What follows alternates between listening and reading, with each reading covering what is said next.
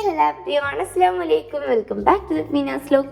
അപ്പോൾ ഇന്ന് നമ്മൾ സമൂസ ഷീറ്റ്സ് കൊണ്ട് എഗ് പപ്സ് ഉണ്ടാക്കുകയാണ്. അപ്പോൾ അതിന് വേണ്ടിയിട്ട് നമുക്ക് ആദ്യം വേണ്ടത് വലിയ ഉള്ളി, വെളുത്തുള്ളി, ഇഞ്ചി, പച്ചമുളക്, കറിവേപ്പില, മല്ലിയില ഇതെല്ലാം കൂടെ ഒന്ന് അരിഞ്ഞെടുക്കുക.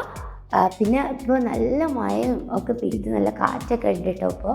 അപ്പോൾ നമ്മളിതൊക്കെ ഉണ്ടാക്കി കഴിഞ്ഞിട്ട് നല്ല ചൂടോടുക്കനെ കഴിക്കുമ്പോൾ ഒരു വേറെ ഫീലേക്കാരം.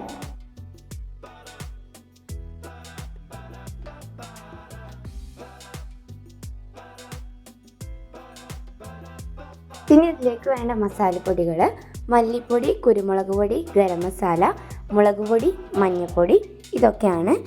ഇനി നമുക്കൊരു പാനിലേക്ക് എണ്ണ ഒഴിച്ചിട്ട് അതിൽ വലിയുള്ളി ഒന്ന് വാട്ടിയെടുക്കാം.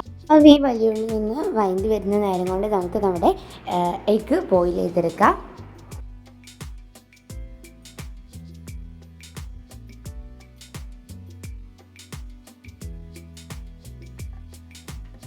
ഇനി നമുക്കിതിലേക്ക് നമ്മൾ നേരത്തെ കട്ട് ചെയ്ത് വെച്ച വെജിറ്റബിൾസ് ആയ ഇഞ്ചി, വെളുത്തുള്ളി, പച്ചമുളക്, മല്ലിയില, കറിവേപ്പില പിന്നെ ഭാഗത്തിന് ഉപ്പും കൂടെ ഇടുക.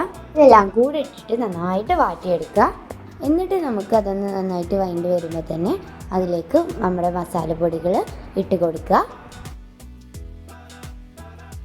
അപ്പോൾ ഇത്രയേ ഉള്ളൂ, നമ്മുടെ ഫില്ലിങ്സും എഗ്ഗും ഒക്കെ റെഡി ആയിട്ടുണ്ട്. ഇനി നമ്മൾ എന്താ ചെയ്യേണ്ടതെന്ന് വെച്ചാൽ എഗ്ഗിൻ്റെ സെൻറ്റർ ഇതങ്ങനെ കട്ട് ചെയ്തിട്ട് ഇതുപോലെ ആക്കിയെടുക്കുക. പിന്നെ ഇവിടെ മൈദമാവ് ഉണ്ടാക്കി വെച്ചിട്ടുണ്ട്. പിന്നെ നമ്മുടെ സമൂസ ഷീറ്റ്സ് ഇങ്ങനെ ക്രോസായി വെച്ചിട്ട് ഫില്ലിങ്സും എഗ്ഗും കൂടെ വെച്ചിട്ട് ഇങ്ങനെ ഫോൾഡ് ചെയ്തെടുക്കുക. പിന്നെ ഫോൾഡ് ചെയ്യുമ്പോൾ നമ്മൾ സമൂസ ഷീറ്റ്സിൽ ചെയ്യുന്ന പോലെ തന്നെ നമ്മുടെ മൈദമാവ് സൈഡിൽ അപ്ലൈ ചെയ്ത് കൊടുക്കുക, അത് അടർന്ന് പോരാതിരിക്കാൻ വേണ്ടിയിട്ട്. അങ്ങനെ നമുക്ക് എല്ലാം ഇങ്ങനെ ഫോൾഡ് ചെയ്തിട്ട് റെഡിയാക്കി എടുക്കാം.